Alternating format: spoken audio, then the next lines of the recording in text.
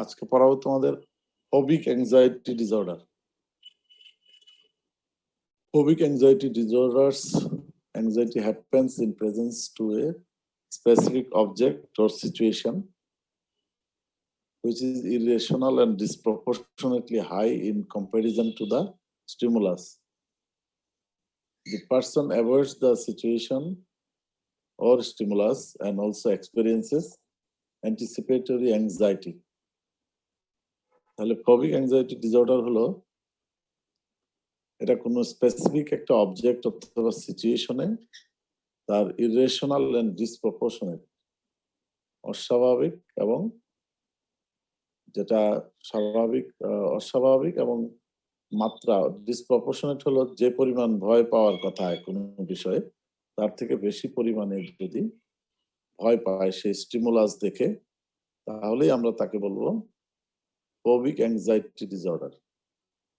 এবং এই phobic anxiety ডিসঅর্ডারের পেশেন্টগুলি কি করে সেই সিচুয়েশন এবং স্টিমুলাসকে তারা অ্যাভয়েড করা শুরু করে এবং অ্যান্টিসিপেটরি অ্যাংজাইটি ফিল করে, অর্থাৎ সেই সিচুয়েশন বা স্টিমুলাস দেখার আগেই বা কল্পনা করলে বা সিচুয়েশন বা স্টিমুলাস গুলি কাছে আসলেই তারা অ্যাংজাইটি অ্যান্টিসিপেট করে, অর্থাৎ তারা তারা দুশ্চিন্তাগ্রস্ত হয়, ভয় পায়।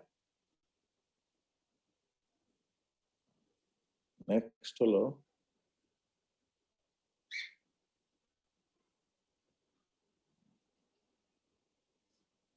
স্ক্রিন শেয়ারিং কি কথা। নেক্সট হলো sorry, what are the types of phobias? Phobia কি ধরনের ফোবিয়া আছে?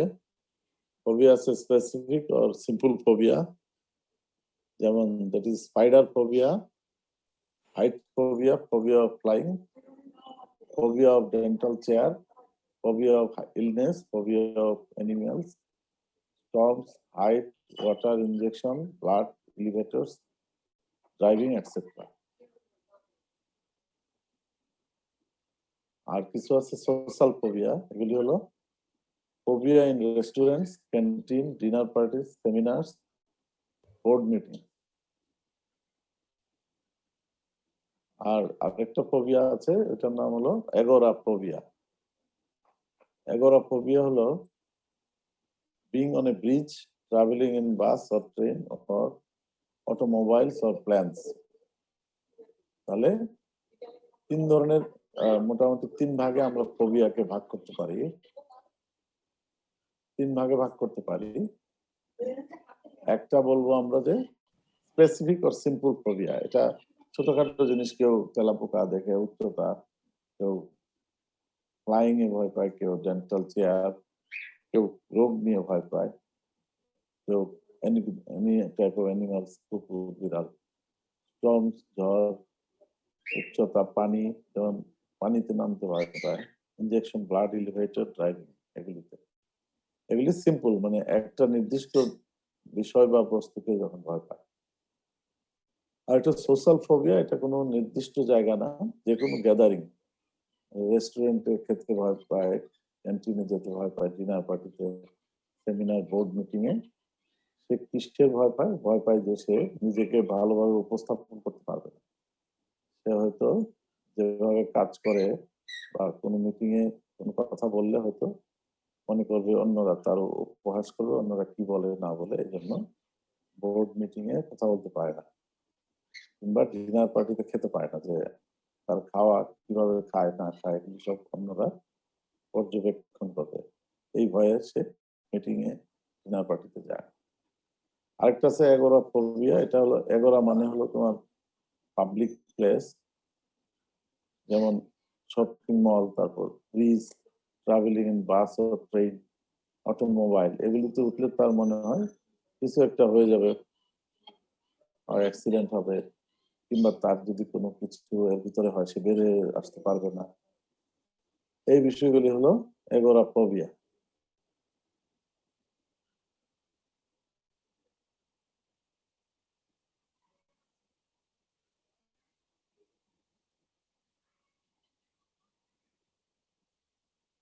আচ্ছা, এই সিমটম গুলি হলো ফোবিয়া। নেক্সট ইম্পর্টেন্ট সাবজেক্ট হলো প্যানিক অ্যাটাক। প্যানিক অ্যাটাক কাকে বলে?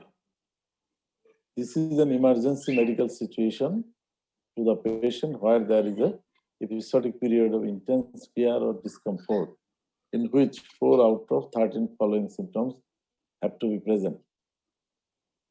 এটা হলো একটা ইমার্জেন্সি সিচুয়েশন, তাদের হঠাৎ করেই তাদের মধ্যে ইন্টেন্স ফিয়ার হবে এবং অস্বস্তি বোধ হবে, এবং হওয়ার ফলে নিচের 13টা সিমটমের মধ্যে কমপক্ষে 4টা সিমটম থাকলে আমরা তাকে বলবো প্যানিক অ্যাটাক। এবং এটা ইট ডেভেলপস অ্যাব্রাপ্টলি, মানে হঠাৎ করে এটা শুরু হয় এবং 10 মিনিটের মধ্যে, 10 থেকে 15 মিনিটের মধ্যে এটা পিকে চলে যায়।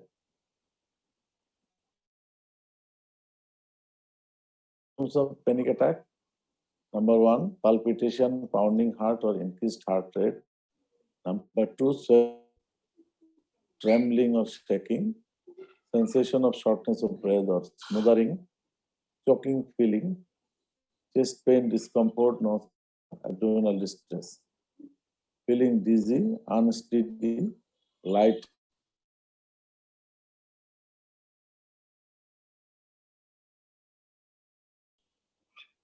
তাহলে এক একটা সিস্টেমের মধ্যে একটা করে সিমটম, যেমন কার্ডিওভাস্কুলারের মধ্যে পাউন্ডিং হার্ট ও ইনক্রিজড হার্ট রেট, এটা একটা সিমটম।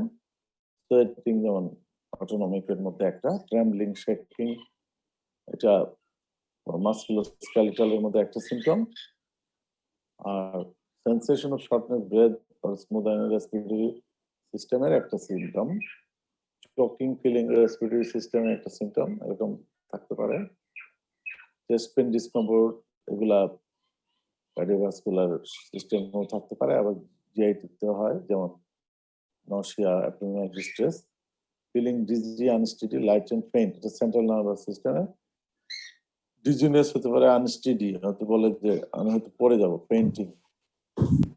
আর পেশেন্ট বলতে পারে আমি জ্ঞান হারিয়ে ফেলবো।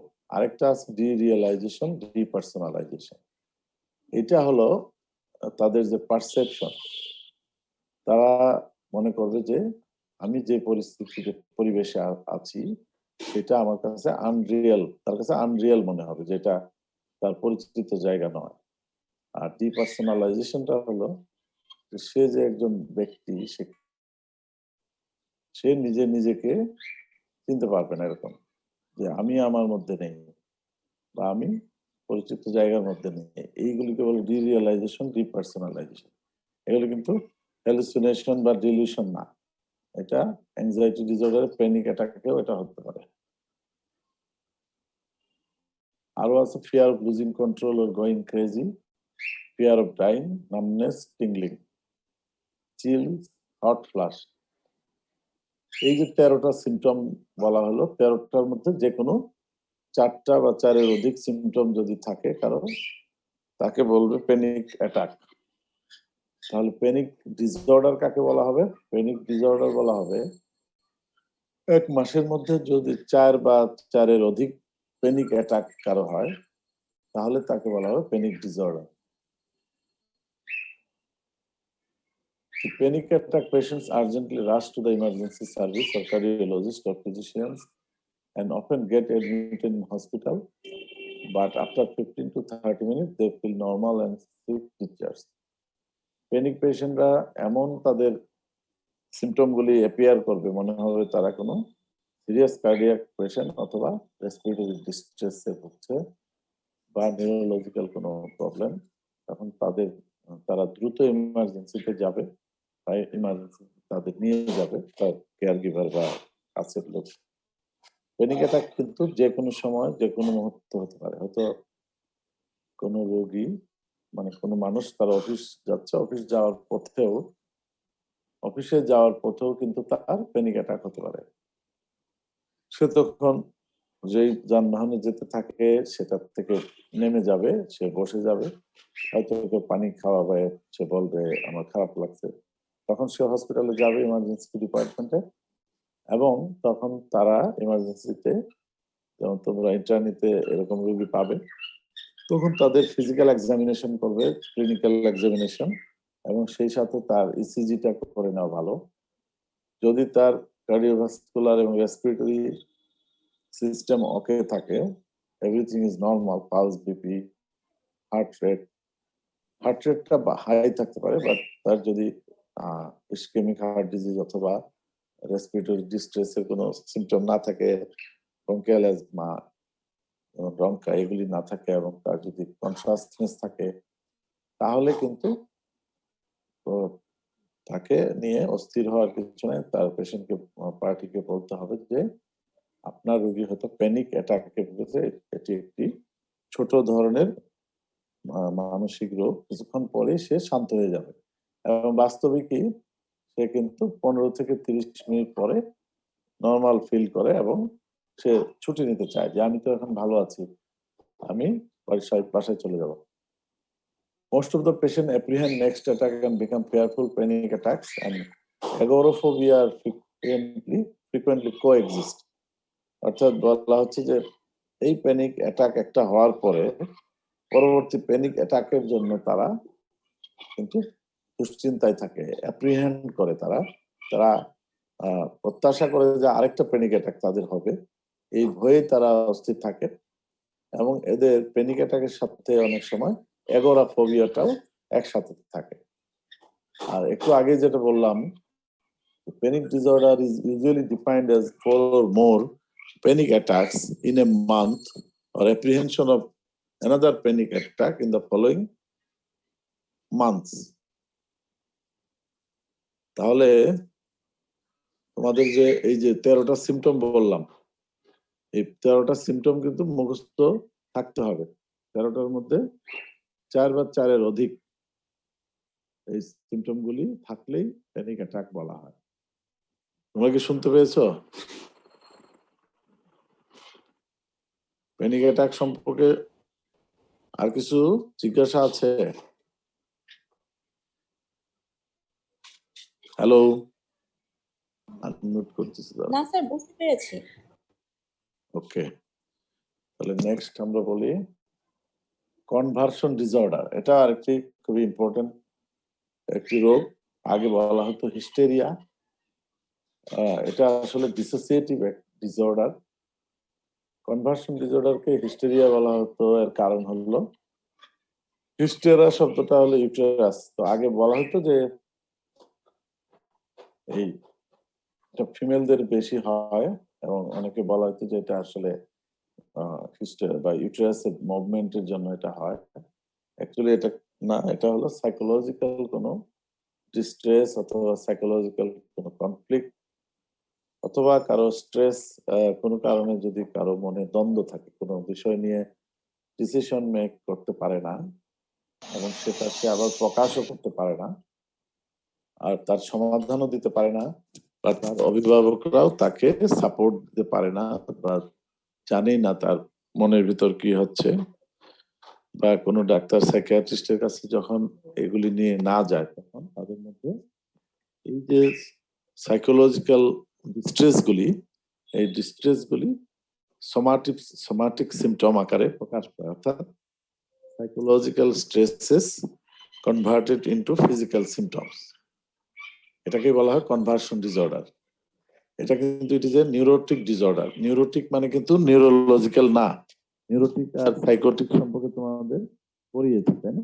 নিউরোটিক মানে হলো মাইনর অ্যাংজাইটি ডিসঅর্ডার গুলিকে নিউরোটিক ডিসঅর্ডার বলে। অর্থাৎ যে ডিসঅর্ডার গুলি পেশেন্ট নিজে তার সমস্যার কথা সুন্দরভাবে বলতে পারে, বুঝতে পারে, এবং ট্রিটমেন্ট সিক করে, এবং তার হ্যালুসিনেশন, ডিলিউশন এগুলি থাকে না, ইনসাইডটা থাকে, মানে লস্ট হয় না, এগুলিকে বলে নিউরোটিক ডিসঅর্ডার। তাহলে conversion disorder, it is a neurotic disorder in which a wide variety of somatic and mental symptoms develop for some real or imagined gain without being fully aware of the underlying motive. এখানে আবার গেইনের কথাটা বলা আছে। গেইনটা হলো এরকম, যেহেতু তার psychological stress থাকে বা ডিস্ট্রেস থাকে, এইটা তার শারীরিক, তার সাইকোলজিক্যাল স্ট্রেসটা বা ডিস্ট্রেসটা যখন শরীরে প্রকাশ পেল, শরীরে প্রকাশ পায় কিছু মোটর বা সেন্সরি সিমটম দিয়ে, তখন এটাকে বলে প্রাইমারি গেইন।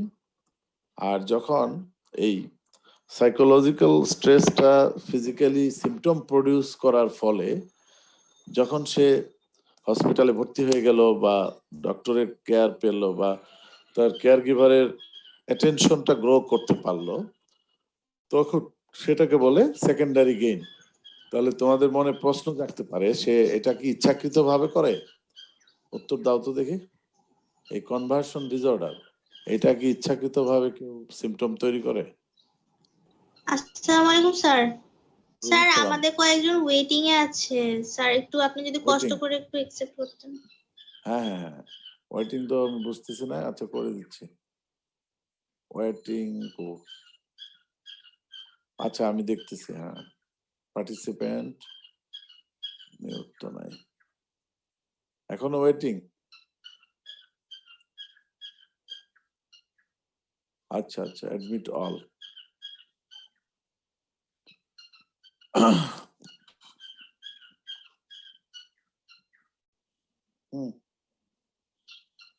তোমরা এই ক্লাসের স্ক্রিনশট দিবা, স্ক্রিনশট দিবা, রোল নাম্বার গুলি লিখে দিবা।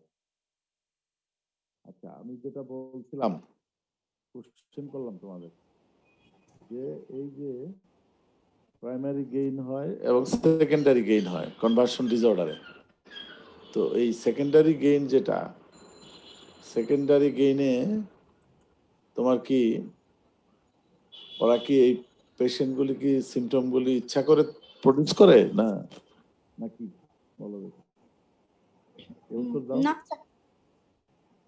হ্যাঁ, ইচ্ছা করে প্রডিউস করে না, এটা তার সাবকনশিয়াস লেভেল, মানে ইচ্ছার বিরুদ্ধেই বা অবচেতন মনেই তার এই শারীরিক সিমটমগুলি প্রকাশ পায়, মানে তার সাইকোলজিক্যাল স্ট্রেসের কারণে ফিজিক্যাল, এটা তখন বলা হয় যে ব্রেনের সুডো ডিসফাংশন হয়, অর্থাৎ ব্রেন তখন কমান্ডটা নিতে পারে না। সে যে তাকে ডাকলে সাড়া দেওয়া বা সে যে তাকে যদি বলা হয় যে উঠে দাঁড়াও, কথা তুমি এরকম করছো কেন, চুপ করো, এই যে অনেকে হাইপার ভেন্টিলেশন করে, অনেকে পেলভিক থার্স্টিং করে, মানে মৃগী রোগীর মতো আচরণ করে, অ্যাকচুয়ালি তারা মৃগী রোগী না, সুডো সিজার হয়।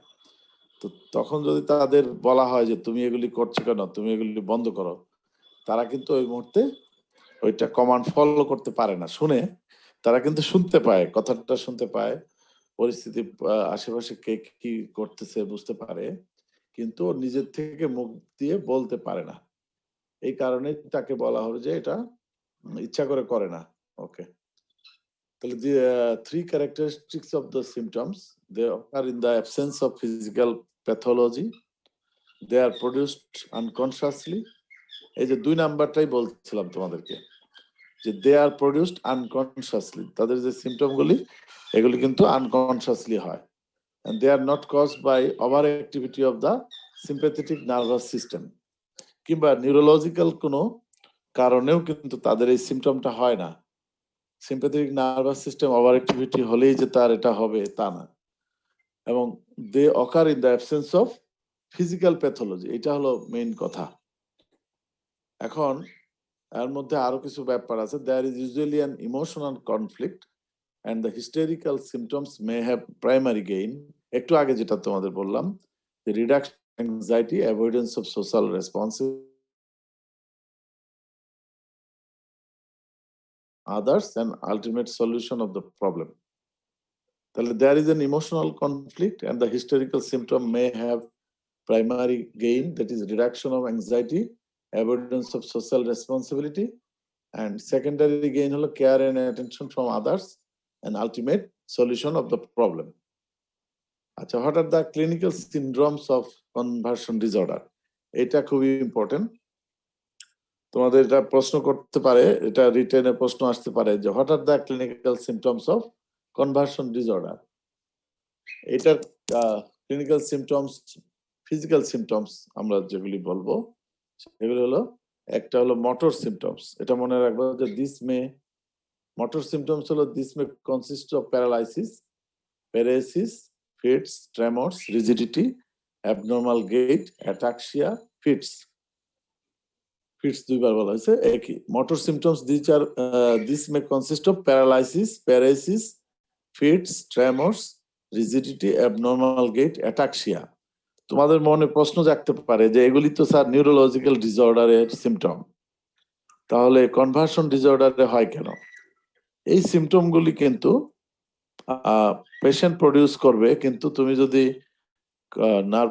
নার্ভাস সিস্টেম এক্সামিনেশন করো তুমি যদি রিফ্লেক্স দেখো তারপরে তার মোটর সেন্সরি ফাংশন যদি চেক করো তাহলে কিন্তু সবকিছু নর্মাল পাবে নর্মাল পেলেই তাহলে তুমি মনে করবে এগুলি নিউরোলজিক্যাল কারণে না এটি হিস্টেরিয়া অথবা আমরা এখন যেটাকে বলি কনভার্সন ডিসঅর্ডার সেন্সরি সিমটম কি কি আসতে পারে সেন্সরি সিমটম আসতে পারে anaesthesia paraesthesia hyperalgesia pains blindness deafness aphonia loss of smell loss of taste কত কিছু সিমটম নিয়ে আসতে পারে একটা কনভার্সন ডিসঅর্ডারের রোগী কথা বলতে পারে না কানে শুনে না গন্ধ পায় না টেস্ট পায় না দেখতে পায় না তাদের বেশি অল্প ব্যথায় বেশি আকারে প্রকাশ পায় প্যারাস্থেসিয়ার মতো হয় তারা বোধ শক্তি কমে যায় অ্যাকচুয়ালি কিন্তু তাদের যদি আবার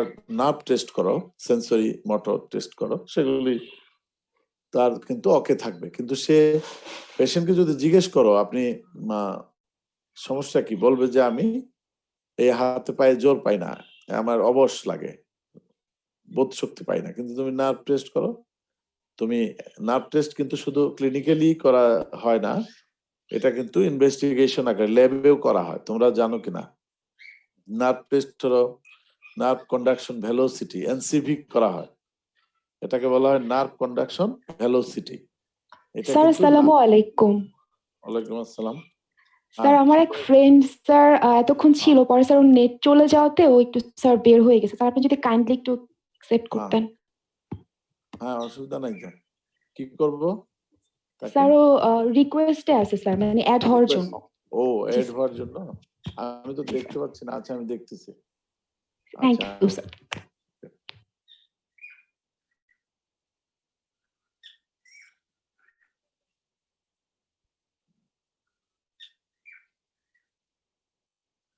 অ্যাড করব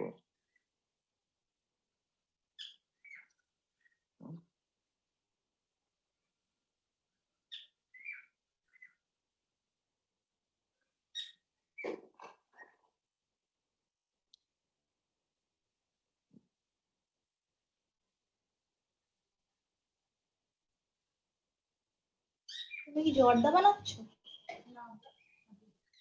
হ্যালো হ্যাঁ এখন আমি বলছি যে সেন্সরি সিমটম গুলি বললাম যে এই সিমটম গুলি হতে পারে আরে আপগ্রেড করতে হচ্ছে 10 মিনিটস না আচ্ছা আমরা 10 মিনিট কথা বলতে পারবো তো ভিসারাল সিমটমস গুলি হতে পারে ভমিটিং তারপর হতে পারে পেইন রিটেনশন অফ ইউরিন তাহলে শুধুমাত্র মোটর বা সেন্সরি সিমটম গুলি হয় না এখানে কিন্তু কিছু ভিসারাল সিমটমও হয় এই কনভার্সন ডিসঅর্ডারে যেমন vomiting pain retention of urine এগুলি নিয়েও আসতে পারে ওকে আর এটা গেল ওকে তো আমি নিতে পারতেছি না আচ্ছা নেক্সট হলো ডিসোসিয়েটিভ কিছু সিমটম নিয়ে আসতে পারে যেমন অ্যামনেশিয়া হলো forgetting a specific or traumatic episode in a clear consciousness and complains that she or he knows nothing of his earlier life অনেকে অ্যামনেশিয়া তোমরা যেটা বলো স্মৃতিভ্রংশ দিস ইজ নট এটা হলো অ্যামনেশিয়া ডিমেনশিয়া হলো progressive loss of memory elderly পিপলদের Alzheimer's disease Pick's disease Huntington chorea এগুলিতে হয় তোমার ডিমেনশিয়া যেটা পড়তেছি সেটা হলো ডিসোসিয়েটিভ অ্যামনেশিয়া এটা forgetting a specific or traumatic episode and complain that she or he knows nothing of his earlier life এটা তাদের কনফ্লিক্ট সাইকোলজিক্যাল কনফ্লিক্টের কারণে তারা তাদের যে মেমোরিটা এটাকে হয়ে যায় বা সাপ্রেশন করে রাখে, এই জন্য সে আগে কি ঘটছিল এটা বলতে পারে না বা বলতে চায় না। এখন ফিউ স্টেট একটা আছে। ফিউ স্টেট হলো it is a state of wandering away from the environment and usually to escape from a disagreeable or threatening situation. Few state বা few state তুমি যেভাবে উচ্চারণ করো, few state হলো it is a state of wandering away from the environment and usually to escape from a disagreeable or threatening situation. অর্থাৎ সে তার যেটা তার জন্য সহনীয় নয় বা তার জন্য ভীতিকর যে পরিস্থিতি পরিবেশ, এইটা সাইকোলজিক্যালি সে সাবকনসিয়াসলি এই সিচুয়েশনটাকে এড়িয়ে চলে। এবং emotional conflict or stress is expressed by dissociation of the mind. এটার যে ফাইনাল কথাটা হলো যে emotional conflict or stress is expressed by dissociation of the mind. এই এটার অর্থটা হলো এই যে তারা যে ডিসোসিয়েশন করে, মানে তারা ভুলে যায়, এই যে মেমোরি লসের মতো হয় একটা টেম্পোরারি, এবং তারা ওই পরিবেশ পরিস্থিতিগুলি যে ভুলে যায়, এটা ডিসোসিয়েশনের জন্য। তাদের মাইন্ডটা অ্যাসোসিয়েশনটা থাকে না, মনের যে কম্প্রিহেন্সিভ একটা ওয়ার্ক আমরা যেটা বলি মাইন্ডের, সেটা সেই মুহূর্তে সম্ভব হয় না বলেই তাদের এটা হয়। কাদের এটা হয়? Common characteristics of conversion disorder usually seen among teenage group. Female sexes predominate more than male. Education commonly seen among the less educated people. And culture. The symptoms are usually culturally backward. যারা একটু কুসংস্কারে বিশ্বাস করে, female এবং টিনেজার্সদের মধ্যে এই, এবং less educated পিপলদের মধ্যে এই কনভার্সন ডিসঅর্ডারটা হয়। কনফ্লিক্ট কি জিনিস? An obvious or hidden conflict usually come into surface. তাদের একটা কনফ্লিক্ট থাকবেই, একটা গেইন থাকবে, দুইটা, প্রাইমারি সেকেন্ডারি। সিম্পটোমেটিক অ্যানোমালি, অর্থাৎ the symptom produced by the conversion disorder usually do not follow the anatomical or physical rules. এর অর্থ হলো, ধরো স্ট্রোক যদি করে, রাইট সাইডের যদি হেমিপ্যারেসিস পাওয়া যায়, তাহলে তার লেফট সাইডে লেশন থাকলে রাইট সাইডে হেমিপ্যারেসিস হবে। কিন্তু দেখা গেল যে তার রাইট সাইডে কোনো হেমিপ্যারেসিস নাই, সে বলতেছে তার লেফট সাইডে তার উইকনেস বা প্যারাসিস। এই যে তার লাভেলে ইনডিফারেন্স হলো unawareness about the distress or consequences of the conflict. তার এই যে কষ্ট এবং কনফ্লিক্ট সম্পর্কে অ্যাওয়ার থাকবে না। সাজেস্টিবিলিটি হলো, on suggestion the symptoms may either exaggerate or can be change. এটা হলো এরকম, ধরো কারো শ্বাস নিতে কষ্ট হচ্ছিল বাসায়, চেম্বারে যখন আসলো বা আউটডোরে, তখন পেশেন্টের এই হাইপার ভেন্টিলেশনটা নাই, কিন্তু ডাক্তার যদি তাকে বলা হয়, জিজ্ঞেস করে যে আচ্ছা আপনার যখন সমস্যা হয়েছিল তখন কিরকম লাগছিল বা কেমন লাগতেছিল, তখন কিন্তু সে আবার আস্তে আস্তে হাইপার ভেন্টিলেশন শুরু করবে এবং এটা কিছুক্ষণ চলতেই থাকবে। এই যে এটাকে বলে সাজেস্টিবিলিটি। তুমি বললে পরে ওই সিমটমটা আবার বেড়ে যায়। মজার এটা কিউ। তুমি যদি কোনো পেশেন্টকে বলো যে আপনার কিরকম হচ্ছিল বাসায়, সে যদি আবার ওটা প্রডিউস করতে পারে এবং কিছুক্ষণ আনকন্ট্রোল ওয়েতে প্রডিউস করে, তাহলে বুঝবা এটা কনভার্সন ডিসঅর্ডার। এপিলেপসি ডেফিসিটের কারণে এ ধরনের সিমটম,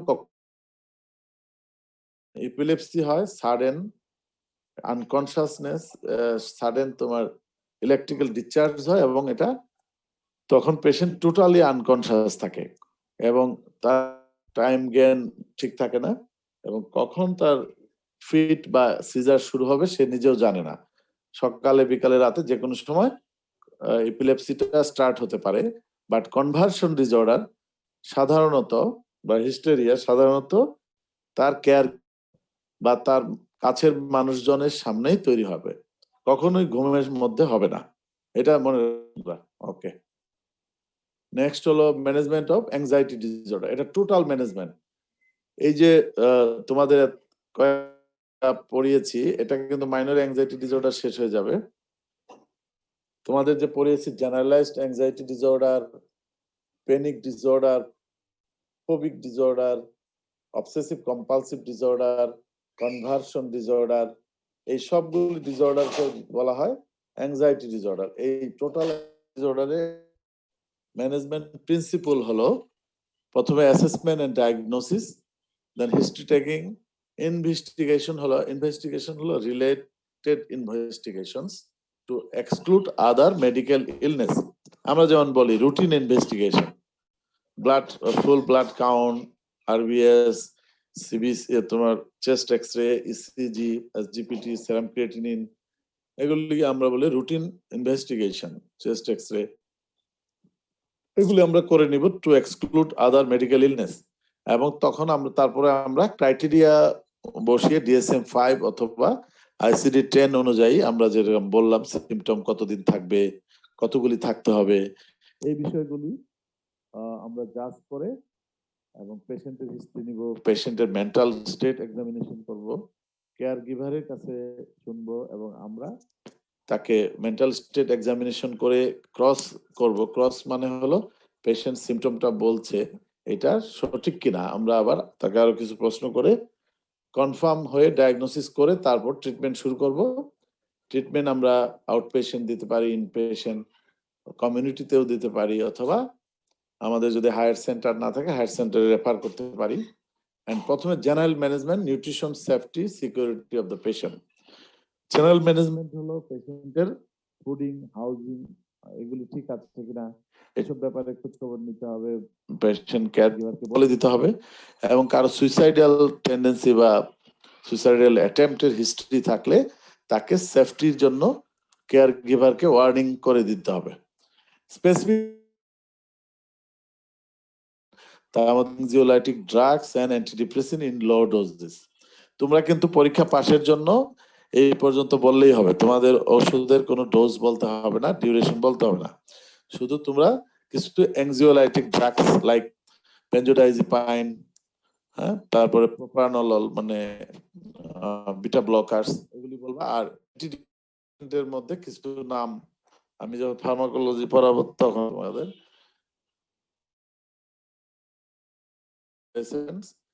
এগুলো লো ডোজে দেওয়া হয়। এই অ্যাংজাইটি ডিসঅর্ডারদেরও আমরা লো ডোজে দিয়ে থাকি। আর তবে মেইন ট্রিটমেন্ট হলো non pharmacological treatment, that is psycho education. তার যে রোগ সম্পর্কে তাকে ব্যাখ্যা দেওয়া, তার ব্রিফ ইন্ডিভিজুয়াল সাইকোথেরাপি দেওয়া,